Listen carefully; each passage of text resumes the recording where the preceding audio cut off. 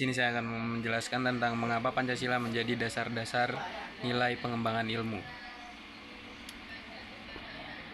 Saya sendiri dengan saya Gali Kurniawan dengan NIM 2407673. Selanjutnya adalah Muhammad Baldi Abdillah dengan NIM 2407639. Nah, yang pertama, Pancasila adalah dasar negara Indonesia yang menjadi pedoman dalam berbagai aspek kehidupan, termasuk ilmu pengetahuan. Ilmu pengetahuan harus berkembang dengan nilai-nilai yang selaras dengan budaya dan karakter bangsa. Mengapa penting? Agar ilmu dapat memberi manfaat yang seimbang bagi kemajuan teknologi dan kemanusiaan. Hubungan Pancasila dan ilmu pengetahuan. Nah, yang pertama adalah ilmu pengetahuan adalah alat untuk membangun peradaban dan kesejahteraan manusia. Manfaatnya, Pancasila memberikan landasan moral dan etika dalam ilmu pengembangan ilmu. Nah, dampaknya dengan Pancasila, ilmu tidak hanya berorientasi pada kemajuan teknologi tapi juga pada kesejahteraan sosial. Pancasila sebagai paradigma ilmu. Pancasila sebagai paradigma ilmu merujuk pada konsep bahwa nilai-nilai yang terkandung dalam Pancasila dapat dijadikan dasar atau kerangka berpikir dalam pengembangan ilmu pengetahuan. Dalam konteks ini, Pancasila bukan hanya sebagai cara pandang atau pendekatan untuk memahami, pengembangan, dan menerapkan ilmu pengetahuan Indonesia. Berikut adalah contoh-contoh paradigmanya. Paradigma adalah kerangka berpikir dalam melihat dan memahami suatu fenomena. Nah, yang kedua adalah Pancasila sebagai paradigma ilmu, berarti ilmu berkembang berdasarkan nilai-nilai dasar Pancasila. Nah, yang ketiga, Pancasila menjamin bahwa ilmu digunakan untuk keselamatan umat manusia, bukan hanya keuntungan individu ataupun kelompok tertentu. Pancasila tentu saja menjamin bahwa ilmu digunakan untuk kemaslahatan umat manusia, bukan hanya keuntungan individu atau kelompok tertentu. Hal tersebut dicerminkan dalam 5 poin-poin Pancasila. Yang pertama adalah Ketuhanan Maha Esa. Ketuhanannya Maha Esa, dalam Ketuhanan Maha Esa, ilmu harus selaras dengan nilai-nilai agama dan tidak bertentangan dengan norma ketuhanan.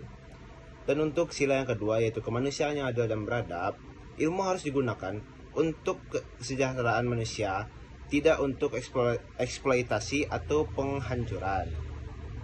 Dan yang ketiga, sila ketiga yaitu persatuan Indonesia. Ilmu harus memperkuat persatuan bangsa dan tidak menimbulkan perpecahan. Yang keempat adalah kerakyatan yang dipimpin oleh hikmat kebijaksanaan dan perwakilan kebijaksanaan.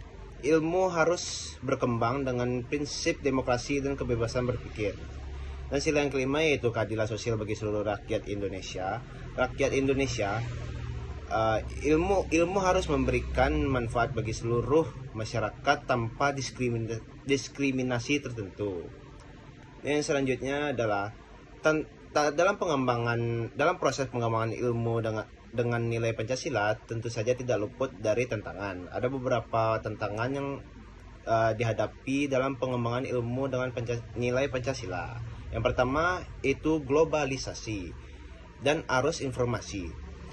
Banyak ilmu berkembang tanpa perhatian nilai-nilai Pancasila sehingga bisa mempengaruhi budaya bangsa.